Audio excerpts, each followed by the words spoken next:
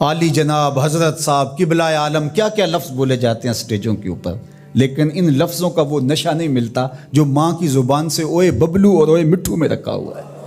ماں جب یہ کہہ کے پکارتی ہے تو لگتا ہے کہ سارا پیار سمٹ کے ماں کے لہجے میں آ گیا ہے، لفظ نہیں ہے، ماں کے منہ سے شہد ٹپک رہا ہے۔ ماں جب بولتی ہے تو اس کے لہجے میں جبریل بولتا ہے۔ ماں جب مسکراتی ہے تو لگتا ہے جنت کی ساری کلیاں کھل اٹھی ہیں۔ ماں جب پیار سے دیکھ رہی ہوتی ہے تو لگتا ہے عرش سے رحمتیں اتر رہی۔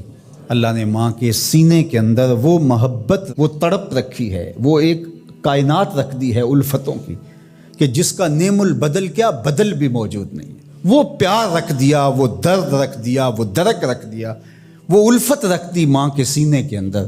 ایک شاعر ہوا تابش، اس نے ماں کے پیار کو کتنے خوبصورت پیرائے میں بیان کیا۔ ایک مدت سے میری ماں نہیں سوئی تابش، میں نے ایک بار کہا تھا مجھے رات کو ڈر لگتا ہے۔ کہا ایک دن بچپن میں میرے منہ سے نکلا تھا امی مجھے رات کو سوتے ہوئے ڈر لگتا ہے۔ میں بوڑھا بھی ہو گیا ہوں، میری ماں اب بھی میرے بستر پہ پھونکے مارتی کہ میرے بیٹے کو رات کو ڈر نہ لگا۔ یہ ماں کے سینے کا پیار ہے، ماں کی الفت ہے، یہ ماں کی تڑپتی ہوئی ممتا ہے۔ اولاد کے لیے وہ دکھ بھی جھیلتی ہے، تکلیفیں بھی سہتی ہے۔ غریب مائیں لوگوں کے گھروں کے برتن بھی مانجنے پڑیں تو اس سے بھی گریز نہیں کرتی۔ شہر میں آ کر پڑھنے والوں بھول گئے ہو کس کی ماں نے کتنا زیور بیچا ہے۔ اس لیے ماں کی کمی انسان بڑھاپے میں بھی محسوس کرتا ہے۔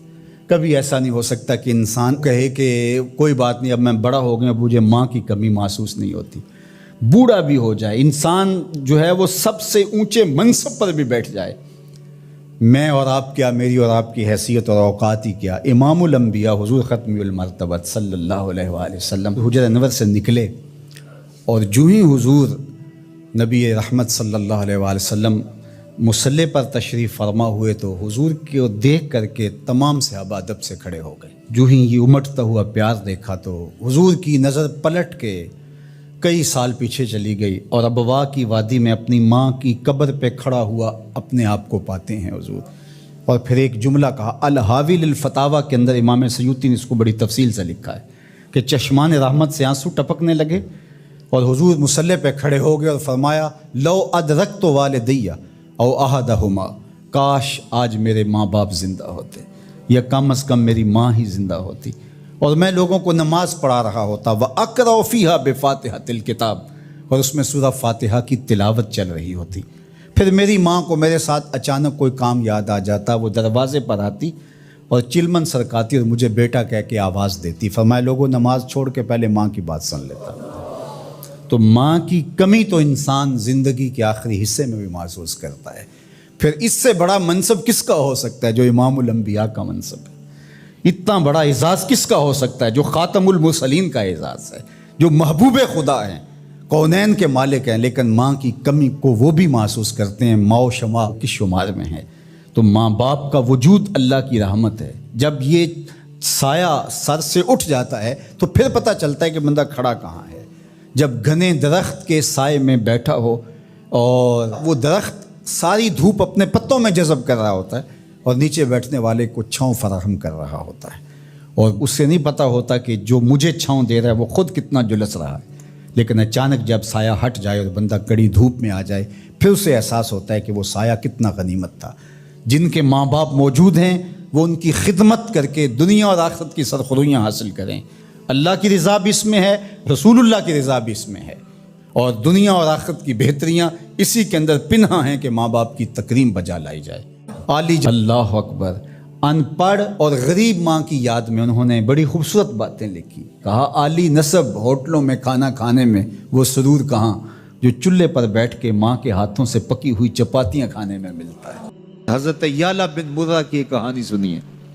فرماتے غزوے سے ہم واپس آ رہے تھے، راستے میں پڑاؤ ہوا تو حضور ایک درخت کے نیچے استراحت فرمانے کے لیے لیٹ گئے، اور میری ڈیوٹی یہ تھی کہ میں تلوار لے کے حضور کا پہرا دوں۔ میں کھڑا ہو گیا، باقی لوگ بھی سو گئے، تو میں نے ایک منظر دیکھا کہ دور صحرا میں ایک درخت تھا جو ہلنے لگا۔ تھوڑی دیر کے بعد وہ اپنی جڑوں سمیت باہر آیا اور اپنے آپ کو گھسیٹتا ہوا میرے برابر آ کے کھڑا نہیں ہو جاتا۔ تھوڑی دیر کے بعد وہ واپس وہاں جاتا ہے اور جہاں سے اکھڑا تھا وہاں جا کے دوبارہ نصب ہو جاتا ہے۔ میرے لیے بڑے اچنبے کی بات تھی، لیکن میرے پاس کوئی تھا ہی نہیں کہ جس سے میں بات کر سکوں۔ حضور تھے تو استراحت فرما رہے تھے اور میں حضور کے آرام میں خلل نہیں ڈالنا چاہتا تھا۔ خیر حضور بیدار ہوئے تو میں نے سلام عرض کرنے کے بعد جو پہلی بات کہی وہ یہی تھی، میں نے کہا حضور وہ جو سامنے درخت ہے تھوڑی دیر پہلے وہ اپنی جگہ سے اکھڑا تھا، شاخوں کے بل اپنے آپ کو گھسیٹتا ہوا یہاں پہنچا، پھر میرے برابر آ کے کھڑا ہو گیا، پھر تھوڑی دیر کے بعد واپس وہاں جا کے نصب ہو گیا۔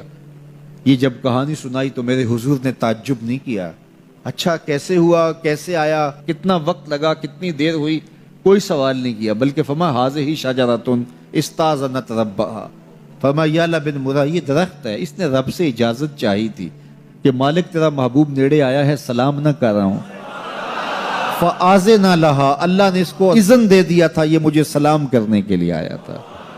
درختوں کے کلیجے بھی تڑپتے ہیں کہ حضور کو سلام کیا جائے۔ وہ کہانی تو آپ نہیں بھول سکتے جب ایک اعرابی نے کہا کہ حضور میں آپ کو نبی تب مانوں گا اگر وہ درخت آپ کی نبوت کی گواہی دے گا، آپ اگر اس کو بلائیں گے۔ تو میرے حضور فرماتے ہیں میں نے کیا بلانا، جا کے تو ہی کہہ دے تجھے اللہ کا رسول بلا رہا ہے۔ درخت اپنے آپ کو گھسیٹتا ہوا حضور علیہ السلام کی خدمت میں حاضر ہو جاتا ہے۔ درخت مان رہے ہیں، چاند کا کلیجہ شک ہو رہا ہے، پتھر کلمے بول رہے ہیں، حضور کے عشق میں کائنات کے ایک ایک ذرے کا دل دھڑک رہا ہے۔ وہ کیا کسی نے کہا تھا زمین جل رہی ہے، آسمان جل رہا ہے، محبت میں سارا جہاں جل رہا ہے۔ پوری کائنات حضور کی آتش محبت میں جل رہی ہے اور حضور کے وصل کے لیے تڑپ رہی ہے۔ درخت ہوں، پتھر ہوں، اشجار ہوں، وہ اونٹنی جس پہ حضور سوار ہوتے تھے، غدبہ نامی اونٹنی، آپ تاریخ پڑھیں حضور کے وصال کے بعد وہ چارہ نہیں کھاتی تھی، چارہ چھوڑ دیا تھا، رو رو کے نابینا ہو گئی وہ اونٹنی، اور صحابہ نے اس کی آنکھوں پہ پٹی باندھ دی تھی، اس نے رو رو کے جان دے دی۔ جب حضور چلے گئے ہیں تو ہم نے جی کے کیا لینا ہے۔ آپ نے محبت کی لوگ داستانیں سنی ہوں گی، محبوں نے محبوبوں کے لیے کیا کچھ کیا، نہریں کھودی، تکلیفیں سہی، اذیتوں سے گزرے، سولیوں پہ چڑھ گئے، لیکن آپ نے آج تک ایسا منظر نہیں دیکھا ہوگا کہ محبوب نے لب پھینکا ہو اور محب نے اپنے ہاتھوں پہ لے کے چہرے پہ مل لیا ہو۔ محبوب کے وضو کے پانی کو زمین پہ نہیں گرنے دیتے۔ عروہ بن مسعود صلح حدیبیہ کے موقع پر واپس جب گیا تو اس نے قریش مکہ کو جا کے کہا میں تمہاری جانب سے سفیر بن کے بڑے بڑے بادشاہوں کے درباروں میں گیا ہوں، واللہ اصحاب محمد کو جو میں نے محمد صلی اللہ علیہ وسلم کی تعظیم کرتے ہوئے دیکھا ہے، واللہ آج تک کسی بادشاہ کی بھی وہ تعظیم ہوتے ہوئے نہیں دیکھی، اور جو ان کا لعاب زمین پہ نہیں گرنے دیتے، ان کے وضو کا پانی نہیں زمین پہ گرنے دیتے، وہ ان کا خون کیسے گرنے دے۔ تو جنگ کا ارادہ ترک کر دو۔ تاریخ بتاتی ہے صلح حدیبیہ کے بعد سیدھا فتح مکہ ہوا ہے، قریش کے ساتھ پھر کوئی جنگ نہیں ہوئی، اس لیے کہ ان کے دلوں پر ایک رعب بیٹھ گیا تھا۔ جب امت نبی کی تعظیم اور تکریم بجا لاتی ہے تو بتائیے کہ پھر اس امت کو تسخیر کیا جا سکتا ہے؟ وہ ناقابل تسخیر۔ جب امت اپنے نبی کی تعظیم نہ کر سکے تو پھر اس کو جس طرح چاہو جو ہے وہ مسخر کر لو، وہ ایک بھوسا ہوتا ہے، اس کے علاوہ کچھ نہیں ہوتا۔ اس لیے اگر آپ مجھے پوچھیں کہ دین ہے کیا، تو ایک تو ہے کہ اس عنوان سے ایک الگ گفتگو کی جائے کہ دین کیا ہے، لیکن دو لفظوں میں اگر آپ مجھ سے پوچھنا چاہیں اور میں آپ کو بتانا چاہوں تو مجھے اقبال علیہ رحمہ کا لہجہ ادھار لینا پڑے گا۔ انہوں نے کہا دین سراپا سوختن اندر طلب، انتہائش عشق آغازش ادب، طلب محبوب میں تڑپنے کا نام دین ہے، جو ادب سے شروع ہوتا ہے عشق پہ ختم ہو جاتا ہے۔